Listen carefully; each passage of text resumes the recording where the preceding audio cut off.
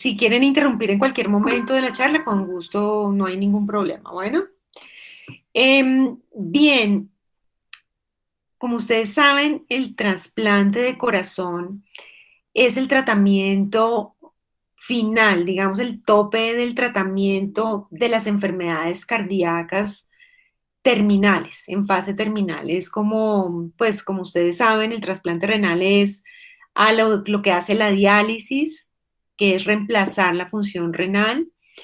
Lo mismo las enfermedades hepáticas terminales y pues lo mismo el trasplante de corazón. Cuando yo tengo enfermedades terminales cardíacas, pues lo único que me queda es reemplazar el órgano y el trasplante de corazón es una alternativa a este tratamiento de la falla cardíaca avanzada.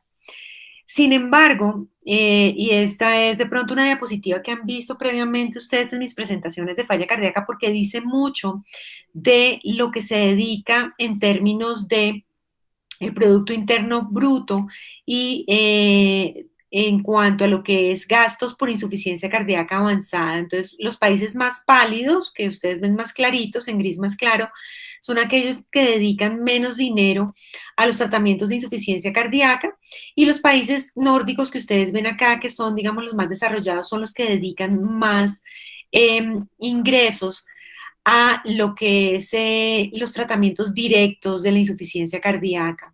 Nosotros estamos en un término medio para América Latina. No somos el país que más invierte, pero tampoco somos el peor de todos.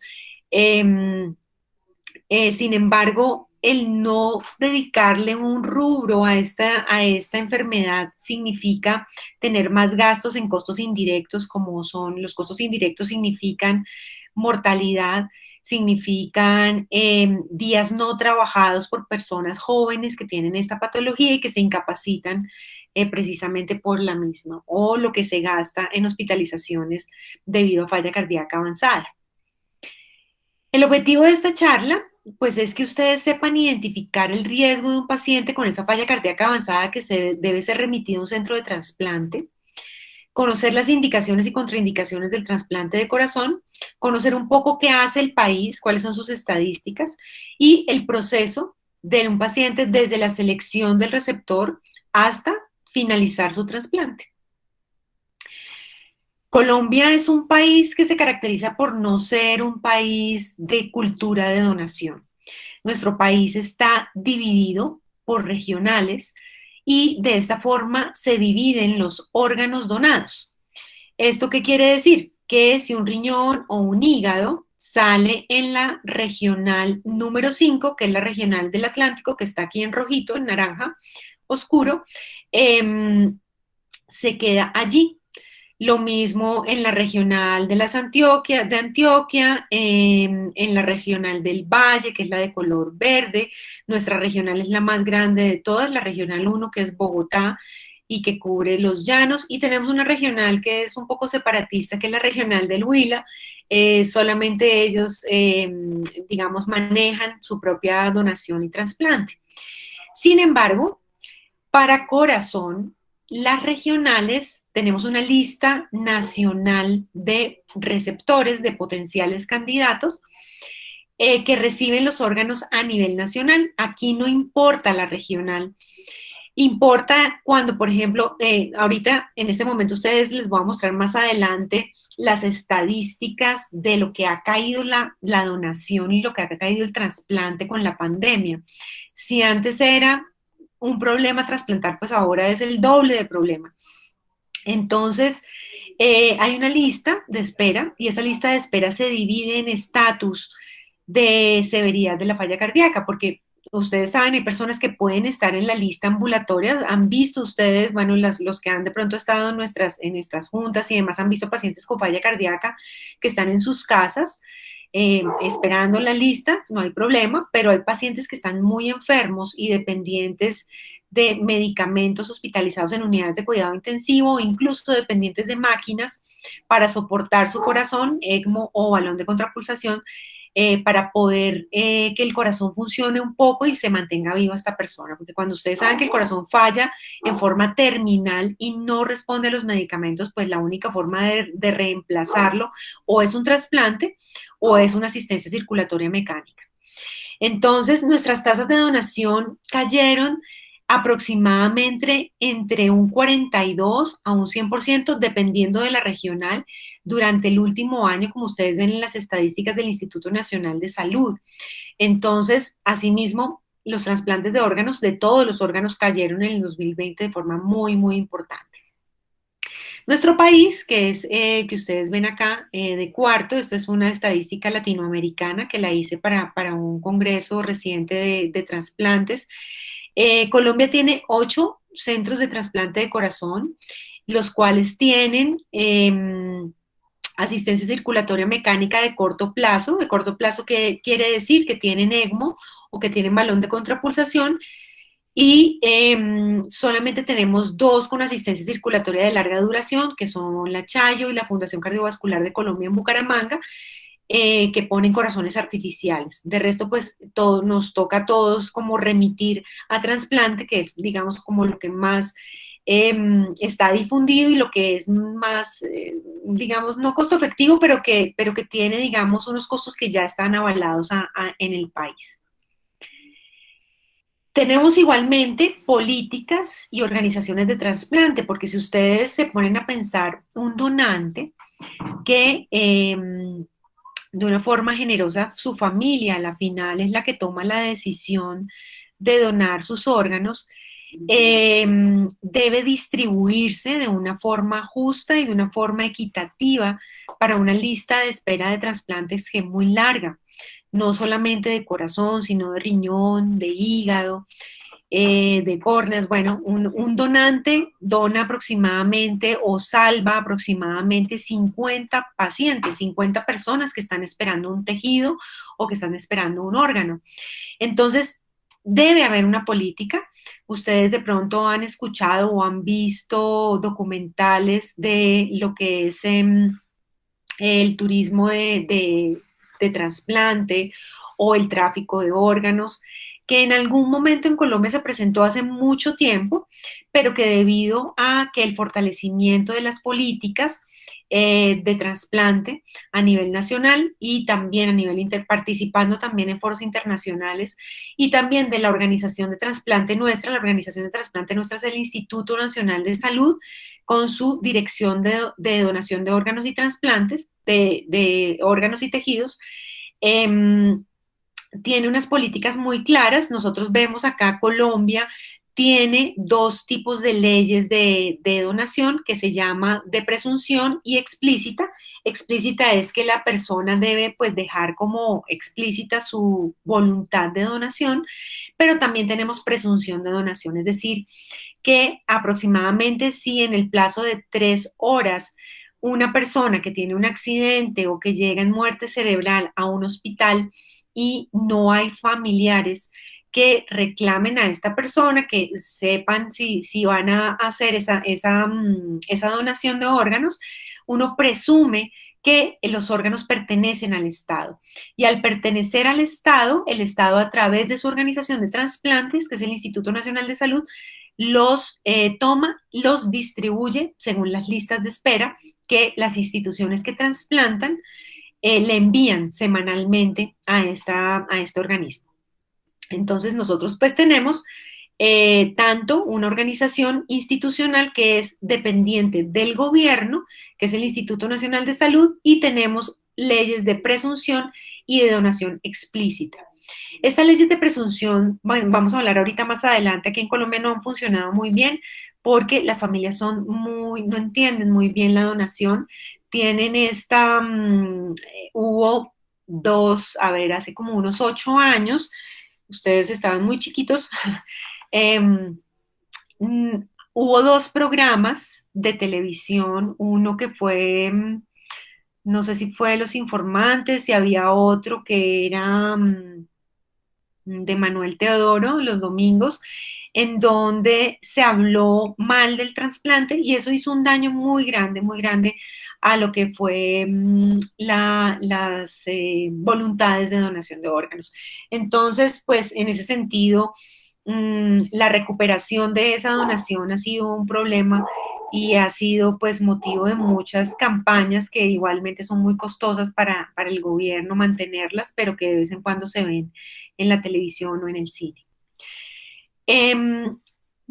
Eso se ve reflejado en nuestras tasas de donación. Nuestras tasas de donación son bajitas con respecto, ustedes ven aquí la tasa de donación es anual por millón de personas, 8.4 órganos por millón de habitantes, mientras que tenemos países como Brasil, que tiene una tasa de 17.7, Uruguay, que tiene una tasa de 21.4, o Argentina, que tiene una tasa de donación de 19.6. Nosotros estamos como por la mitad prácticamente de la donación que pueden hacer estos otros países de Latinoamérica. Y pues hay países en una muy mala situación como Bolivia, que prácticamente no trasplanta. Ecuador tiene programas de riñón e hígado y está abriendo apenas este año su programa de corazón. Y nuestras tasas de trasplante, nuestra rata de trasplante cardíaco para el año 2019 fue de 1.5 por millón de habitantes. También es un poco baja cuando ustedes ven la comparación con Argentina o con Uruguay.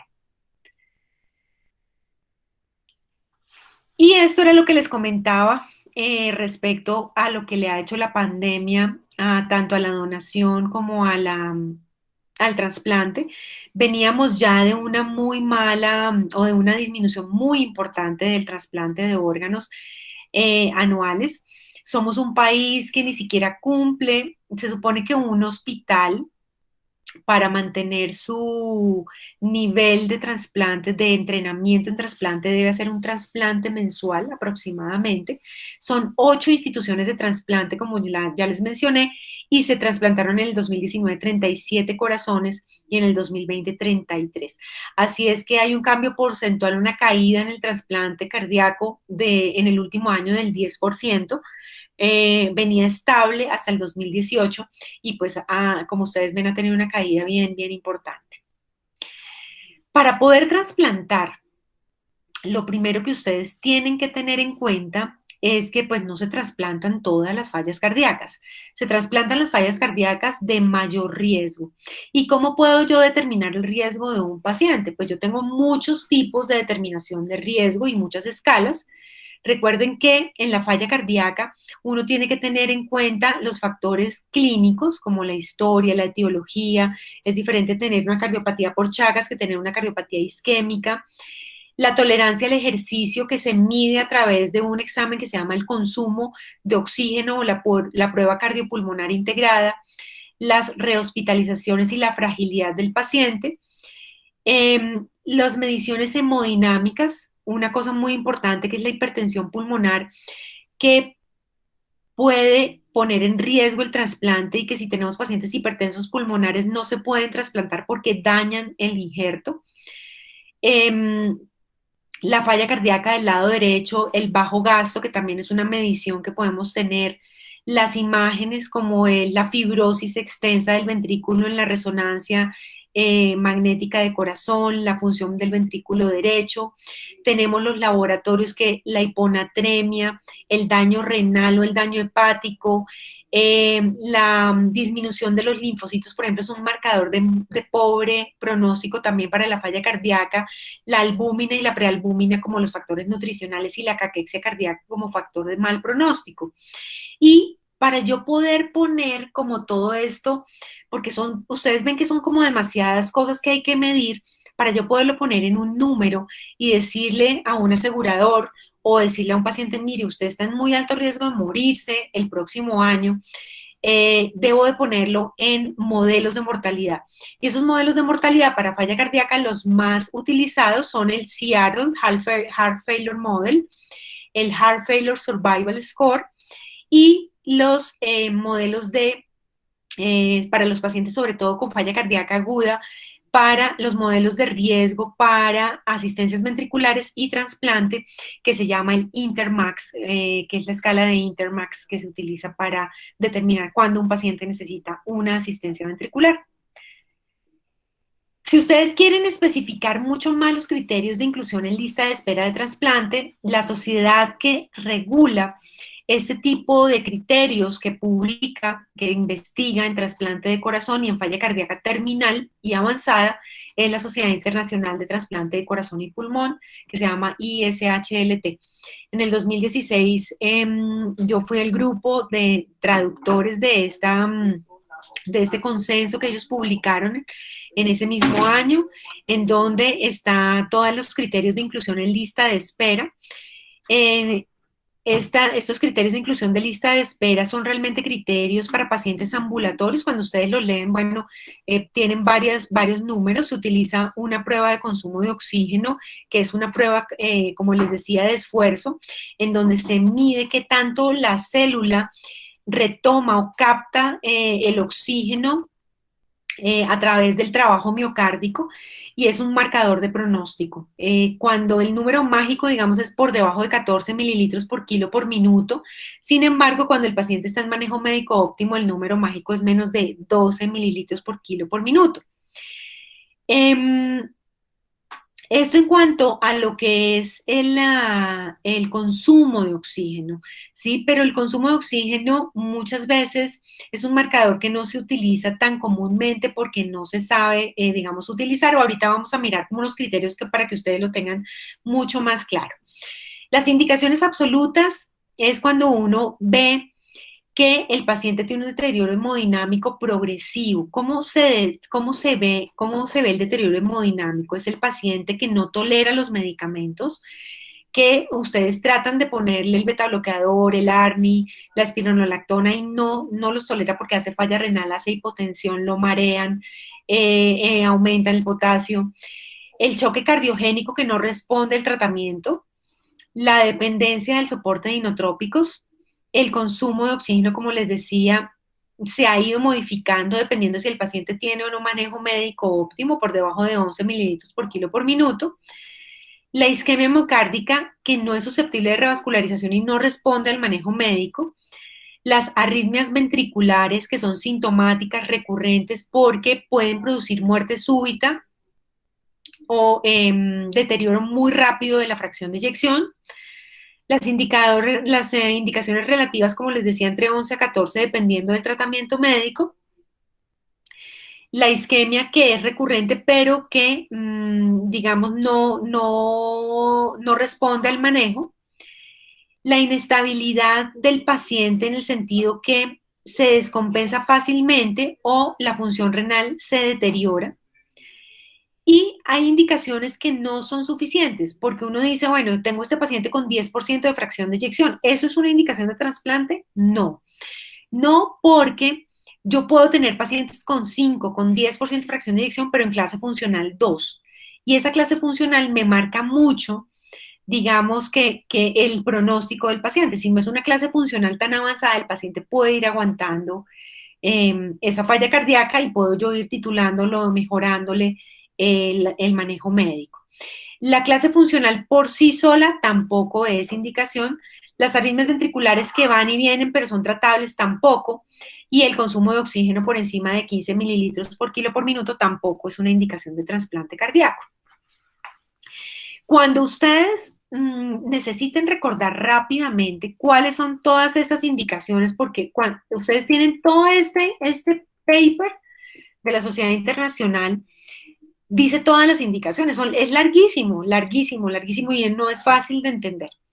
Entonces, en el 2017, este doctor, que es canadiense, dijo, bueno, creó esta mnemotecnia que se llama I need help. I need help quiere decir cuáles son los marcadores de falla cardíaca avanzada.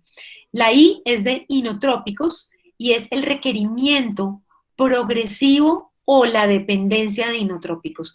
Si el corazón no es capaz de funcionar sin inotrópico, ese paciente hay que remitirlo a una unidad de trasplantes. La NIHA y los péptidos natriuréticos es la N de NIT, en donde la clase funcional 3-4 con elevación persistente de los péptidos puede ser un marcador de mal pronóstico. El daño de órgano blanco, como por ejemplo el deterioro renal o hepático, la fracción de eyección muy baja por debajo del 20%, los choques del desfibrilador de forma recurrente, que son indicadores de arritmias ventriculares, la H de rehospitalizaciones por falla cardíaca, más de una en los últimos 12 meses, el edema persistente o el escalamiento de diuréticos a pesar de manejo médico óptimo, la L de low blood pressure, que es hipotensión persistente e intolerancia a los medicamentos, que es la última, prognosis, la medicación pronóstica, que ustedes no la puedan titular o el paciente no se la aguante y les toque es quitarla en vez de aumentarla. Entonces, este I need help resume estas indicaciones. ¿Qué le falta a este I need help? El consumo de oxígeno. El consumo de oxígeno que esté realmente relacionado con la clase funcional, porque cuando ustedes ponen a caminar el paciente o a correr o a ponerlo en la bicicleta para hacer su prueba de esfuerzo, pues su clase funcional, aquí es donde se observa la clase funcional real de ese paciente a través del consumo de oxígeno. ¿Cuáles son las contraindicaciones? Esencialmente un paciente que va para trasplante de corazón tiene que ser un paciente sano, excepto por su corazón. Es decir, lo único que debe tener dañado es el corazón. El resto de órganos tienen que estar en perfecto estado para poder aguantar el trasplante y lo que viene después del trasplante, que son los medicamentos inmunosupresores. Entonces, no deben tener enfermedades sistémicas concomitantes de mal pronóstico. Ejemplo, lupus, artritis reumatoidea avanzada, cáncer que tenga posibilidades de recidiva, y el paciente no es que un paciente con cáncer no pueda ser trasplantado de corazón, pero tiene que tener criterios de curación al momento del ingreso a la lista de espera y haber pasado un tiempo prudencial después de la cirugía o de la quimioterapia o de la radioterapia. Muchas veces, y quienes están en el grupo de cardiotoxicidad con oncología se han dado cuenta que hay personas jóvenes que entran en quimioterapia y hacen falla cardíaca, y muchas veces hacen falla cardíaca fulminante o terminal y deben de, digamos, someterse, o en ese momento no se pueden someter a trasplante, sino que hay que ponerles una asistencia circulatoria mecánica transitoria como puente a trasplante, mientras tenemos los criterios de curación del cáncer. La diabetes que tiene afectación orgánica terminal, eso es relativo, cuando lógicamente hay pacientes, por ejemplo, amputados o que tienen nefropatía, retinopatía. Esto nos habla mucho del futuro que va a tener también los vasos del órgano que va a donar, que le va a dar el donante. Entonces, esto también hay que tenerlo en cuenta, o si el paciente es mal adherente o no está controlada la diabetes. La enfermedad aterosclerótica severa cerebral o vascular periférica con claudicación intermitente o con secuelas de SB es una contraindicación.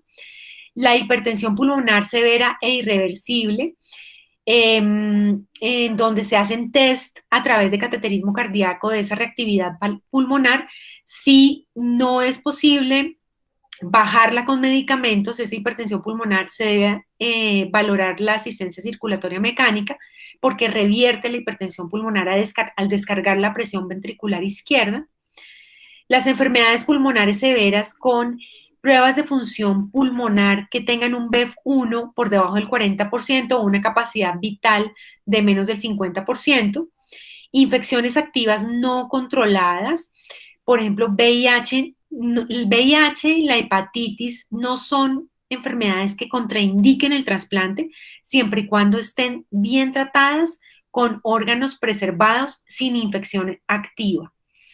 Las enfermedades ulcerosas y diverticulares activas, porque cuando uno trasplanta a un paciente pone una serie de medicamentos que puede producir sangrado digestivo o que puede producir infecciones, y al inmunosuprimir puedo convertir una enfermedad diverticular no complicada en algo muy, muy complicado.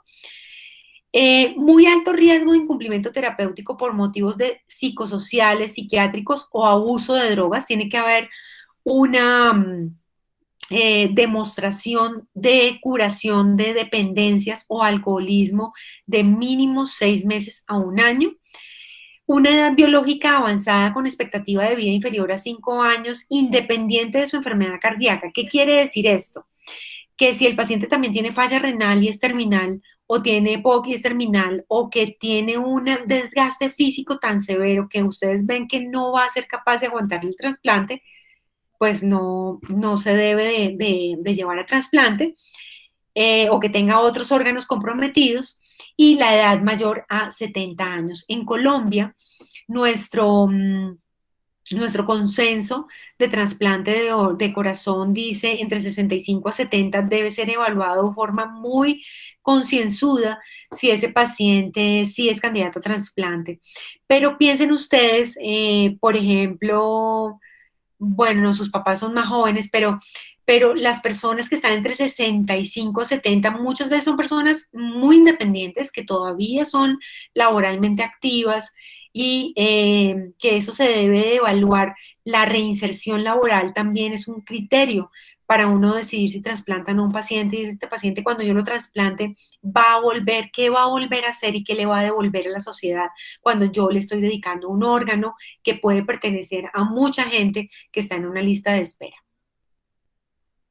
¿Cuáles son las contraindicaciones? Entonces, las contraindicaciones, pues que el paciente tenga un peso, un sobrepeso muy, muy elevado. Los índices de masa corporal por encima de 35 son contraindicación eh, mayor. Entre 30 a 35 hay que mirar si el paciente puede reducir de peso. La infección por virus de inmunodeficiencia si el paciente tiene SIDA activo, porque como les decía, no es una contraindicación absoluta. Hay pacientes, y hay pacientes en Colombia trasplantados con VIH. Diabetes, que tenga afectación orgánica, la enfermedad, como les decía, aterosclerótica. La hepatitis C de alto riesgo, si no está controlada o tiene afectación del hígado, también en fase terminal o avanzada.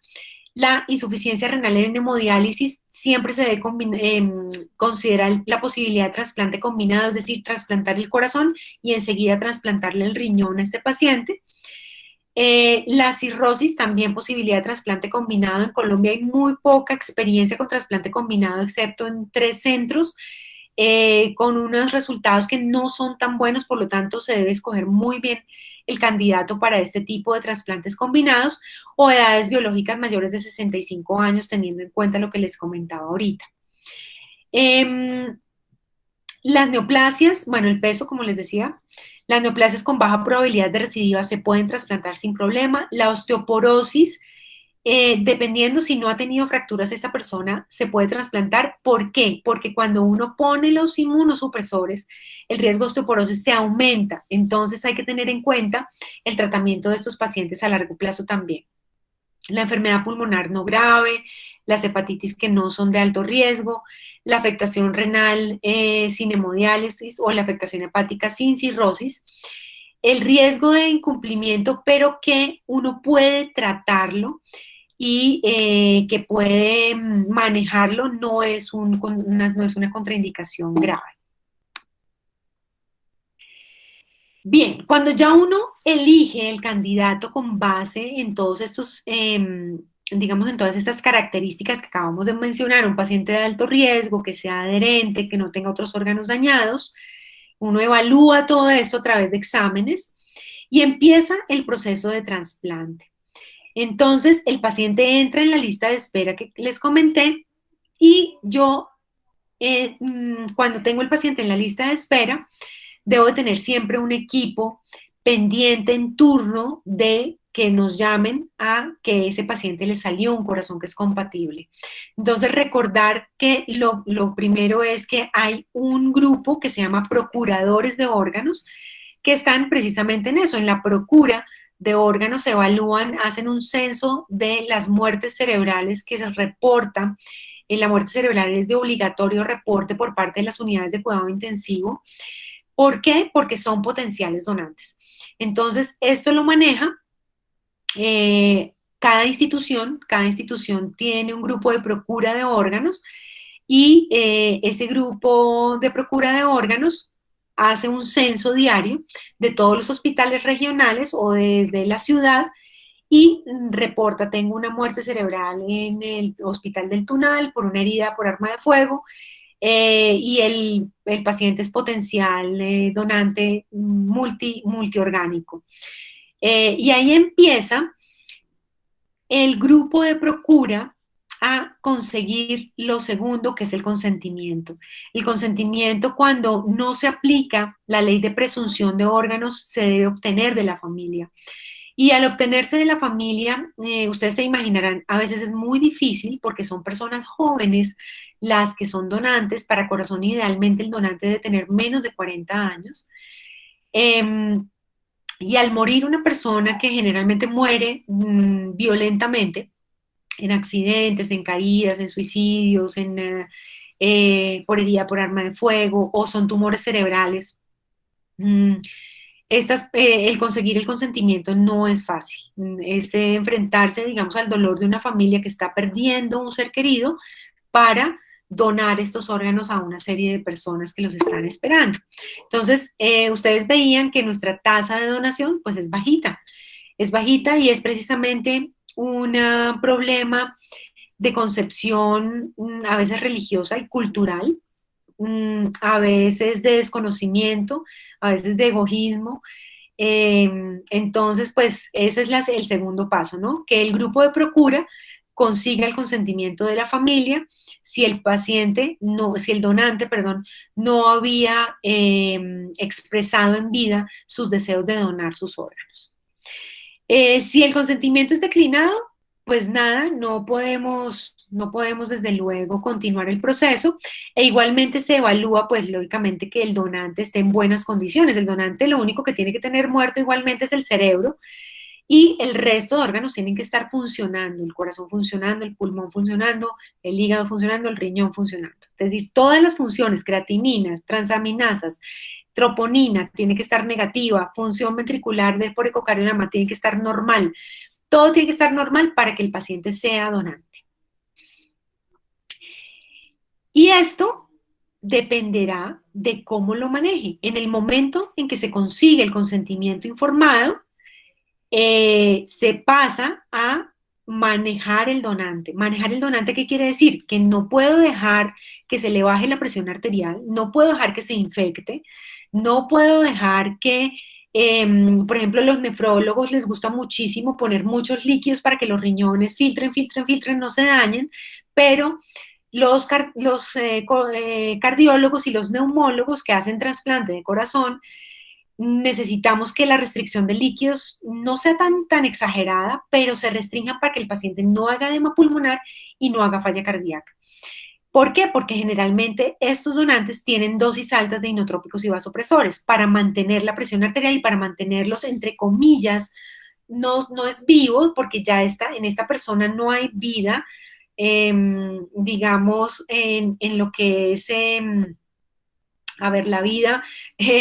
Tiene uno que tener el cerebro vivo para estar vivo, ¿cierto? El estar vivo implica interactuar, relacionarse, hablar, demás. El donante que muere es la muerte cerebral. Entonces, el resto de órganos se mantienen de forma artificial vivos a través de un ventilador, a través de los inotrópicos, a través de medicamentos, de vasopresores, para que no se dañen esos órganos. Entonces, tengo que entrar en un proceso de manejo del donante y lo que se llama el allocation, que es empezar a ofertar estos órganos. Entonces, aquí vienen las listas de espera, y las listas de espera tienen que respetarse el que está primero, segundo, tercero, cuarto, hasta el número 50 que hay en este momento de receptores de órganos, y empezar a ofertar desde la primera institución que esté de turno o que esté en esa lista de espera. Si esa institución lógicamente el allocation, ya el grupo de procuradores ha hecho un match entre lo que yo tengo de receptores y lo que yo tengo de donante. Es decir, ya he mirado que el grupo sanguíneo sea compatible y escojo, y ahí voy filtrando la lista de espera. Lógicamente no voy a empezar mire que tengo un corazón de grupo A y se lo oferto a un grupo B. Pues no puedo, porque tengo que filtrar, porque no puedo empezar a llamar a las 300 instituciones a ver cuál me lo va a recibir cuando no es compatible.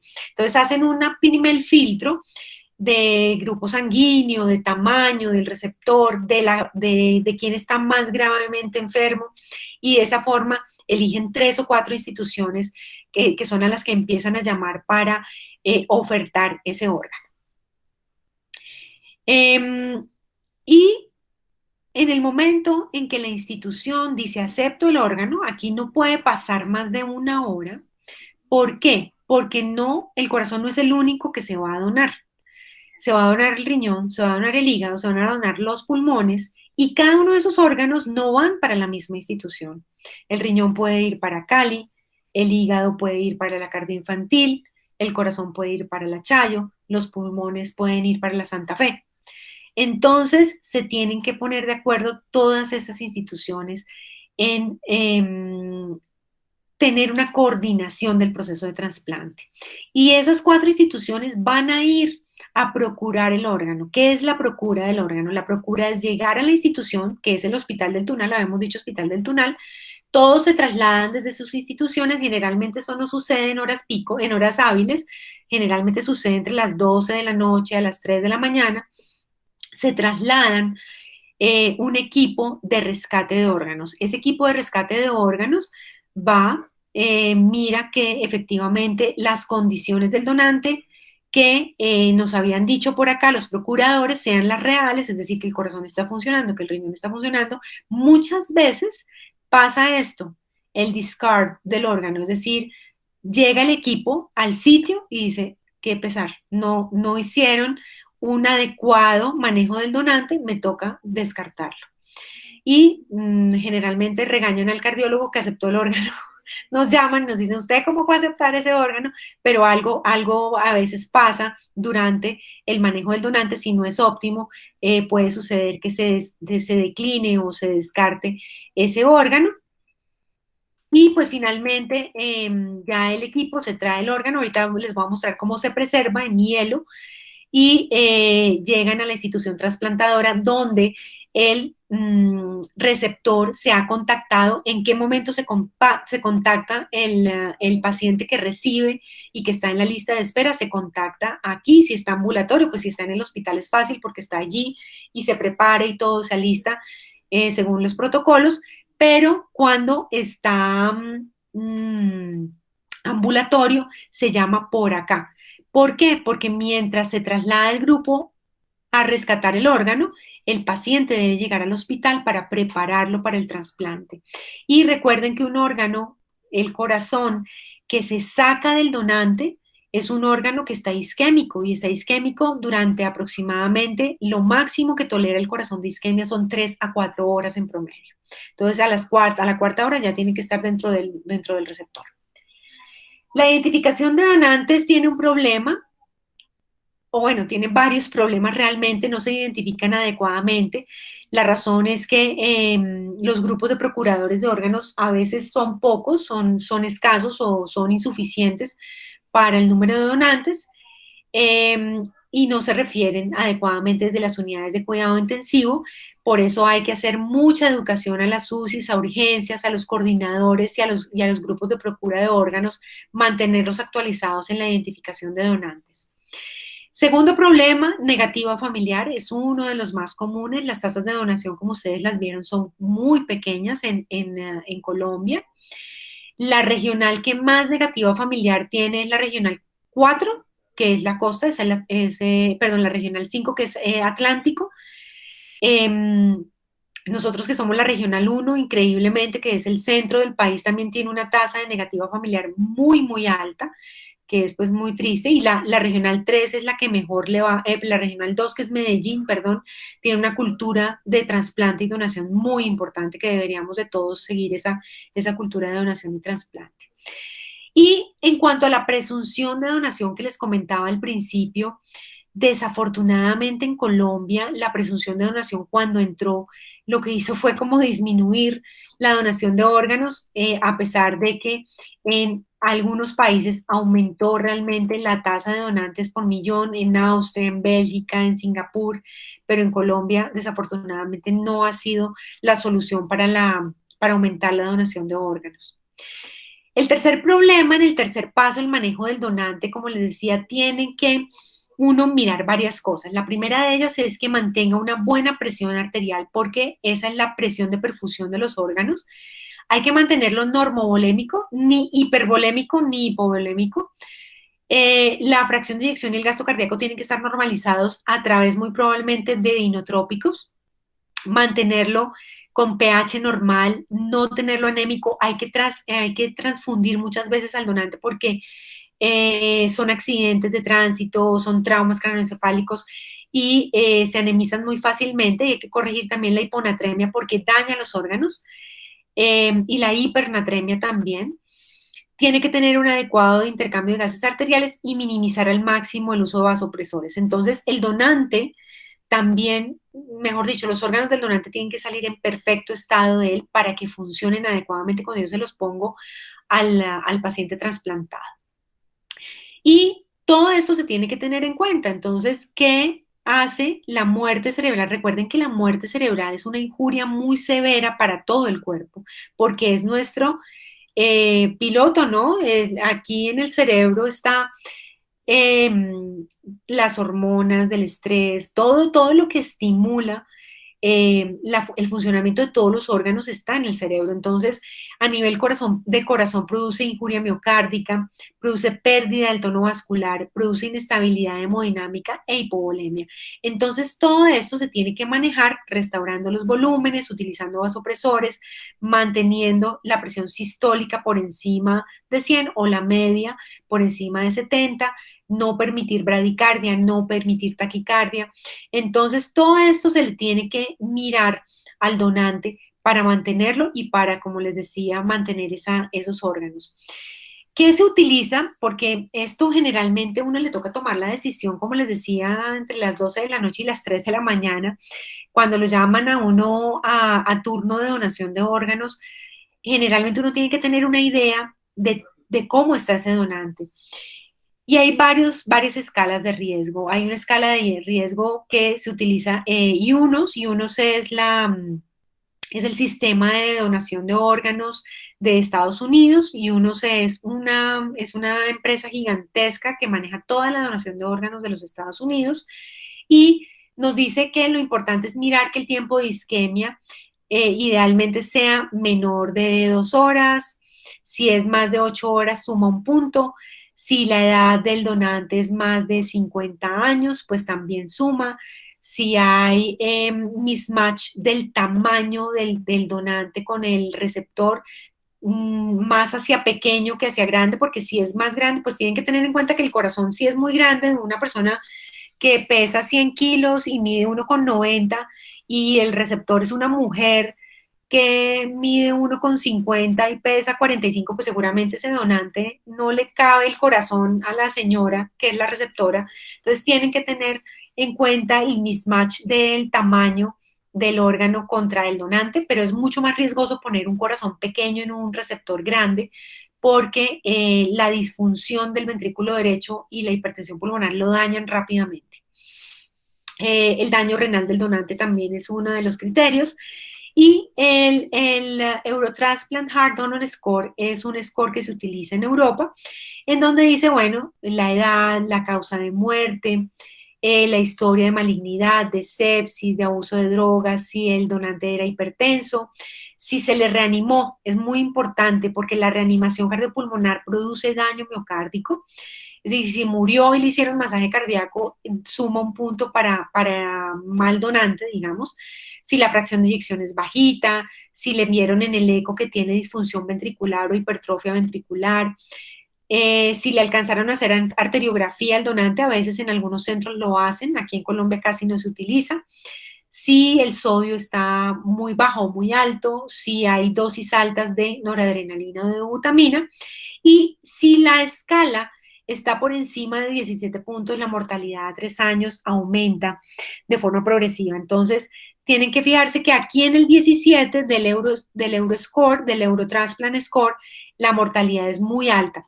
Entonces, es mejor a veces no coger donantes si tienen un score por encima de 17 puntos del Eurotransplant. Enseguida de que yo ya determino que ese sí es mi donante, recuerden que hay que tener en cuenta en dónde estamos, porque si el corazón viene de Nariño y estamos en Bogotá, pues ahí tenemos que, lógicamente, no hay una avioneta esperando un órgano en Nariño las 24 horas del día, que me toca mirar si hay vuelos comerciales en los cuales se pueda venir ese órgano para Bogotá, o si voy a pagar una avioneta privada que traiga el órgano desde Nariño hasta Bogotá, y eso lo pagan pues los seguros, ¿no? No lo paga el paciente, lo pagan los seguros. O si el órgano viene desde el Tunal hasta la cardioinfantil y resulta que hay marchas y protestas, pues seguramente en 3 horas no va a estar ese órgano en la cardioinfantil, entonces no lo puedo recibir. El estado de urgencia del paciente, la compatibilidad ABO, yo a estos pacientes no les hago, toca hacerles el HLA, lógicamente, pero no escojo el órgano por compatibilidad exacta. Lo escojo por compatibilidad de grupo sanguíneo, porque si me pongo a cruzar el HLA del donante con el paciente, pues no va a salir nunca, se demora muchísimo, esto se demora aproximadamente unas 6 horas, entonces no alcanza a hacerse todo el proceso. La prioridad en tiempo de lista es importantísima también. El peso que les decía de la diferencia de peso que se acepta un 15% hacia arriba o hacia abajo, y la compatibilidad del HLA cuando el receptor está sensibilizado. La distancia en Colombia no se supondría que sería tan terrible, pero Bogotá en los últimos años se convirtió en un dolor de cabeza para trasplantar por el tráfico. Incluso en donantes que estaban en la misma ciudad. Muchas veces en Estados Unidos los donantes se procuraban en el mismo hospital, pero con el crecimiento de las listas de espera ya esto no es factible. Y desde 1970 Stanford comenzó las técnicas de preservación para transporte. De hecho, hay una solución que se llama la solución de Stanford, que es glucosa con potasio para mantener el órgano. Y bueno, pues hay varias experiencias en el transporte de órganos y preservación de órganos. ¿Qué pasa actualmente? Actualmente la preservación se hace en una nevera con hielo, en donde se supone que tenemos que tener neveras con termómetro. Aquí debe haber un termómetro en donde diga su órgano va a 3 grados centígrados. Se supone que no debe haber congelamiento del órgano, debe haber enfriamiento del órgano. Si el órgano llega congelado, cuando ustedes lo sacan del hielo y lo meten al donante, disfunciona. Una coronaria cristalizada disfunciona. Y ni se diga el músculo. Entonces no se puede congelar. Debe ir a una temperatura entre 3 a 4 grados y el transporte no debe de durar más de 3 a 4 horas. Y debe ir aforado en 3 bolsas de hielo con solución de preservación.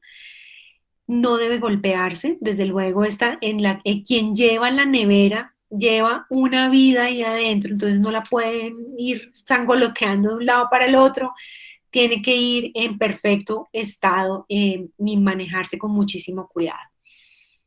¿Qué ha pasado en los últimos años? Aproximadamente hace 10 años se crea una máquina que se llama la máquina de transporte ex vivo, en donde les voy a mostrar este video que es de YouTube. Vamos a ver si carga rápidamente. Y esta máquina lo que hace es transportar el corazón batiente, late, es como una pequeña bomba, pero llevamos el corazón latiendo y ustedes ven que hay una pequeña circulación acá, no es de líquido como las soluciones de preservación, que es como una solución transparente con electrolitos, sino que es sangre del donante enriquecida con hormona tiroidea y glucosa. Esto que permitió duplicar los tiempos de transporte, se está utilizando para transporte de órganos en Estados Unidos de costa a costa, permitiendo transportes que antes no, como saben ustedes ya, que no permitían de más de 4 horas, ahora podemos transportar órganos por 6 a 8 horas en avión, llegando en perfectas condiciones con una sobrevida excelente de tanto del órgano, lógicamente, como del receptor, ¿no? Entonces, esta es la forma moderna de transportar órganos con transporte ex vivo, en donde la máquina va con las soluciones enriquecidas que van mezcladas con sangre del donante y el corazón va latiendo a temperatura no de 3 grados, sino a temperatura de 18 grados centígrados. Entonces, pues es bien, bien interesante esta forma. No tenemos ninguna máquina de transporte ex vivo en Colombia. Y estas son las 8 instituciones trasplantadoras del país: Cardiovida en Medellín, Chayo Cardioinfantil, Clínica Colsanitas y Hospital San Ignacio en Bogotá, Valle del Lile y Clínica Cadime en Cali, y el Instituto Cardiovascular del Corazón en Bucaramanga, para que ustedes sepan dónde están los referentes de trasplante de corazón, y dejarlos con este mensaje final en donde ustedes pueden ser donantes de tejidos, expresar sus decisiones. mm, desde ya, ustedes deben ser donantes. Yo creo que esto también se los ha dicho la universidad previamente en varias campañas que han hecho, y esta es la página del Instituto Nacional de Salud donde ustedes se pueden inscribir como donantes de órganos. Muchas gracias.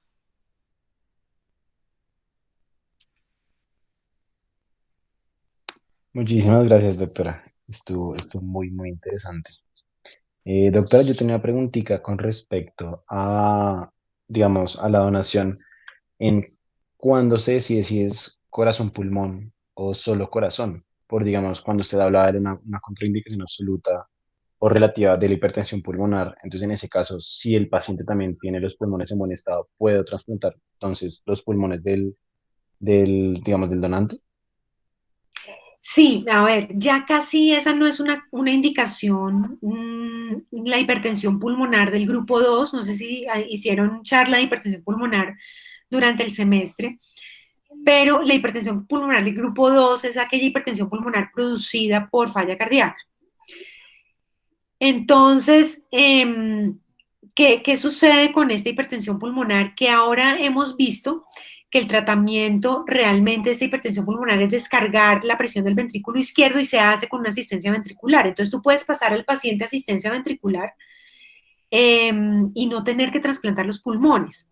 ¿Cuándo se indicaría un trasplante corazón-pulmón? Por ejemplo, cardiopatías congénitas que producen hipertensión pulmonar, que no es del grupo 2 sino del grupo 1. Las cardiopatías congénitas, recuerden que producen hipertensión del grupo 1, en donde la cardiopatía congénita no me permite corregirla quirúrgicamente y me toca cambiar el corazón porque empieza a fallar, pero ya esa falla cardíaca ha producido una hipertensión pulmonar que es combinada, que ya no es vasoreactiva, con remodelación de la vasculatura pulmonar, y que si no cambio el pulmón, pues no hay forma de vasodilatar los vasos pulmonares. Esa es una de las indicaciones. O al contrario, la hipertensión pulmonar severa que ha producido un daño terminal del corazón, que ya ha llevado a una falla cardíaca, que es sobre todo el lado derecho, y y que toca cambiar el corazón también, pero ya cada vez menos la hipertensión pulmonar del grupo 2 indica trasplante corazón-pulmón. Y aquí solamente hay una institución que lo hace, es que es Cardiovid, y hace más o menos 5 años no hace este tipo de trasplantes. Listo, doctora, gracias.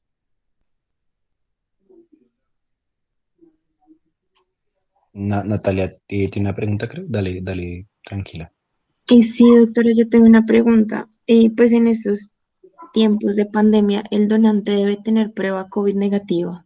Claro, claro, claro. Se hace prueba COVID, se hace tanto antígeno como PCR. Apenas se indica que es donante, se hace la PCR y se hace un antígeno antes de llevar a la donación. Listo, doctora, es que yo había escuchado que hay unos casos que la prueba COVID se mantiene positiva 120 días, así el paciente ya haya pasado como los días de aislamiento. En ese caso, pues que se comprueba ya que el paciente pasó los 15 días, se descarta aún así el paciente como donador. Depende porque si es un COVID severo que a la vez hizo una muerte cerebral, pues ya seguramente vamos a tener daño de órgano secundario. Y como ves, el donante tiene que ser una persona joven, prácticamente sana, que tenga muerte cerebral. Entonces, todos los órganos tienen que estar en muy buen estado, sin ningún tipo de infección, para yo poderlos aceptar. ¿Sí? Digamos que la única forma es el antígeno. Nosotros, ahorita, por ejemplo, no es no es algo comparable, pero por ejemplo, para operar pacientes con COVID de corazón, vamos con antígeno, no con PCR, por lo que se mantiene positivo. Entonces, el antígeno se mantiene menos días positivo y nos indica actividad igualmente de la enfermedad.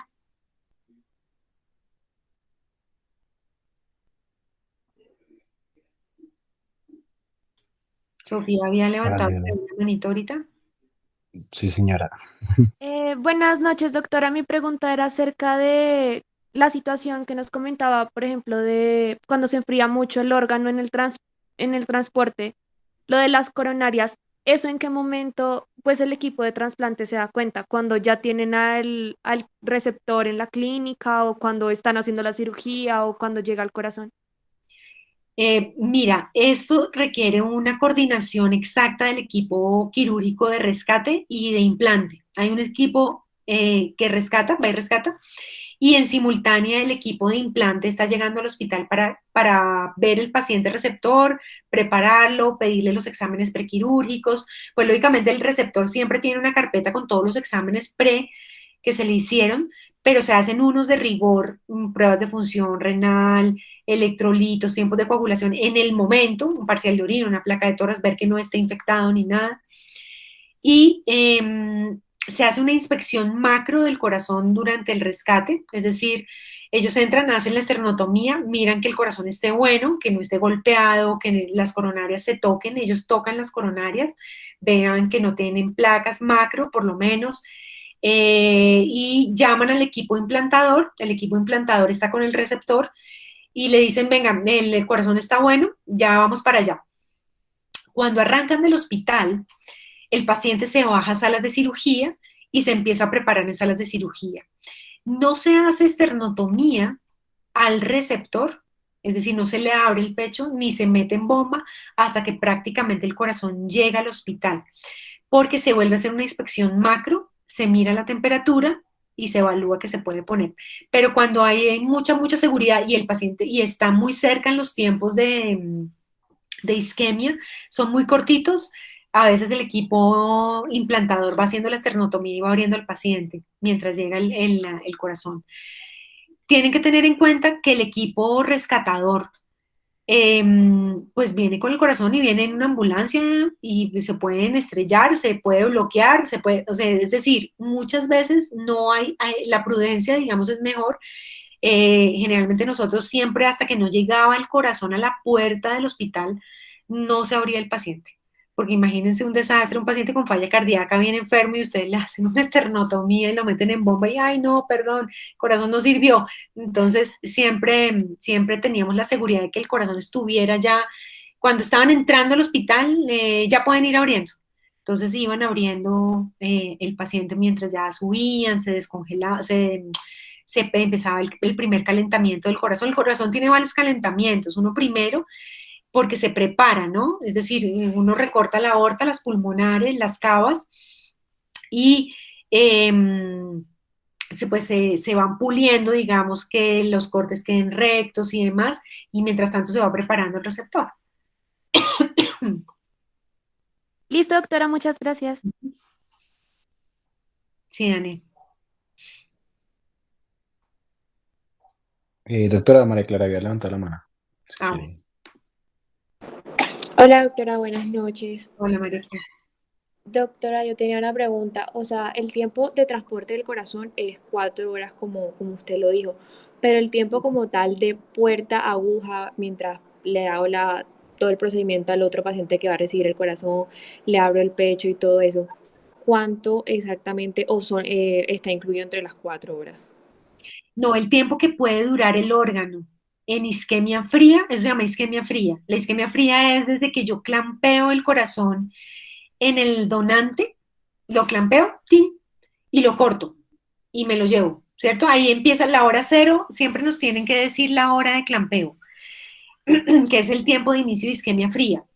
La isquemia fría es desde que yo clampeo hasta que lo meto en el hielo y llego y lo implanto, ¿sí? Eso no puede pasar de 3 a 4 horas.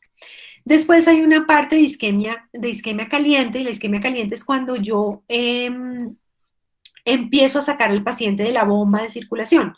Entonces empieza a entrar la sangre del receptor en el corazón y empieza nuevamente a reperfundir y a bombear. Eso más o menos puede durar 5 a 6 horas, aprox.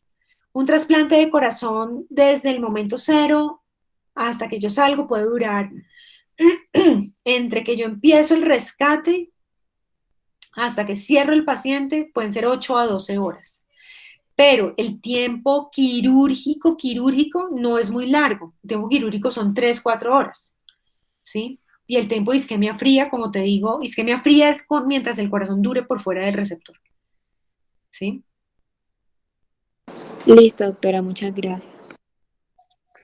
Doctora, yo le quería preguntar acerca de cuando el paciente, o sea, cuando el nuevo corazón está en el receptor, digamos, como en el seguimiento postquirúrgico, ¿qué pasa si, digamos, el paciente, no sé, elevó troponinas sí, o biomarcadores, digamos, se toma, o sea, digamos, se tiene en cuenta que, no sé, si hubo una isquemia o un daño mecánico en el transporte, o digamos, me prende las alarmas como si fuera un paciente que acaba de llegar, por decirlo así.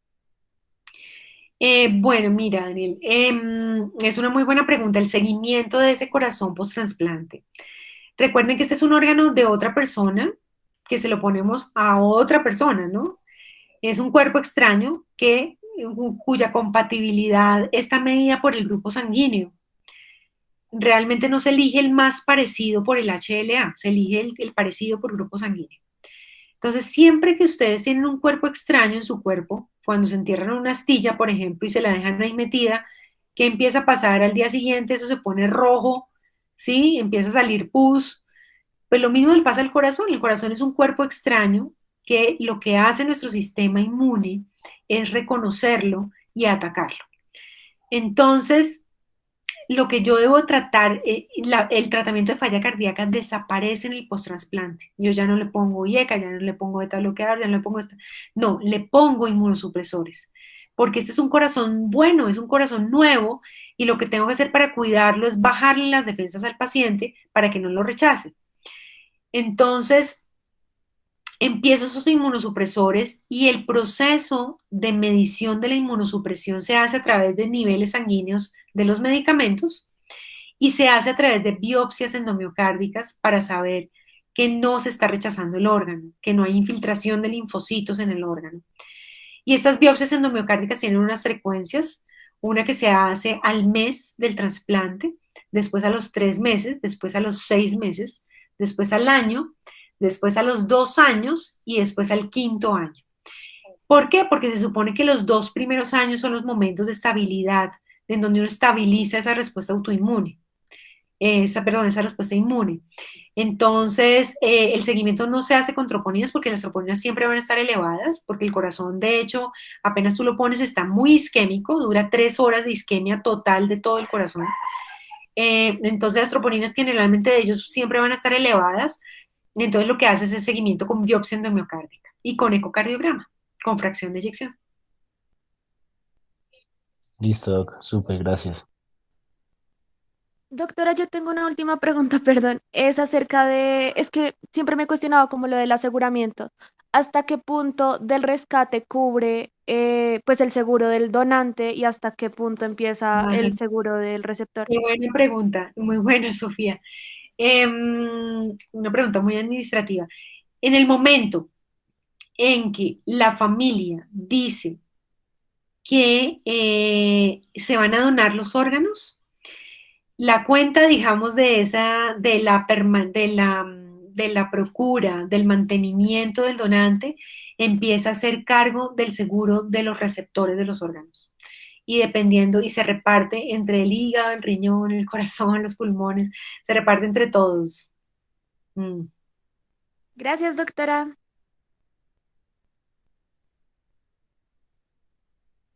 Tania tiene una pregunta también. Hola doctora, buenas noches. Doctora, una preguntita. ¿Cuánto tiempo máximo se debe esperar para que el corazón empiece a funcionar, empiece a latir una vez ya se haya hecho el trasplante en el receptor? Es de inmediato, Tania, eso es increíble. Apenas tú abres la circulación extracorpórea y el corazón vuelve a llenarse de sangre porque el corazón va ex vacuo, tú lo lavas con solución de esta de Stanford o con solución de preservación y limpias prácticamente casi todos los glóbulos rojos, lo llenas de esa solución y va embebido en esa solución.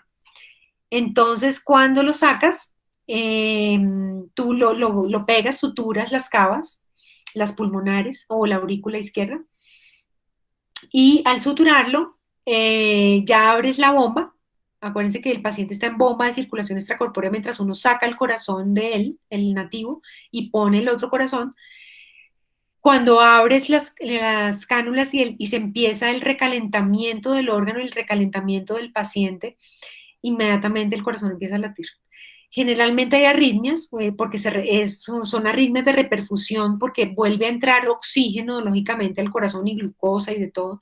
Entonces puede haber fibrilación ventricular o taquicardia ventricular, se cardiovierte o se desfibrila y el corazón arranca.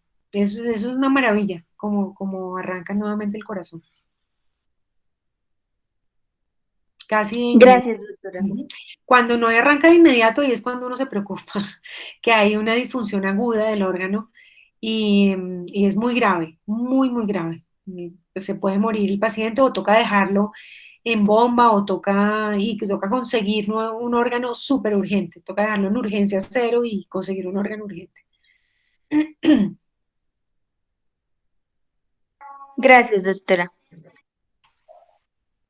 Listo, muchachos. Muchísimas gracias, doctora. ¿Alguna otra persona tiene alguna pregunta? Aprovechando el espacio. Súper, súper. Muchísimas gracias, doctora. Gracias, muchachos. No, Daniel, Oficialmente hemos terminado el semestre, entonces espero que descansen, que hayan aprendido mucho y gracias, doctora.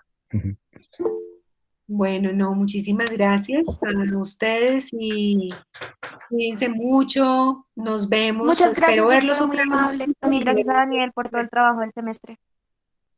Sí, felicitaciones, Daniel. Hiciste un gran trabajo este primer semestre y bueno, esperamos que seguir trabajando el otro igual o mejor. Claro que sí, doc. Descansen, muchachos. Nos Gracias, vemos el próximo doctora. semestre. Chao, Muchas gracias, doctora. que estén muy bien. Muchas gracias, doctora.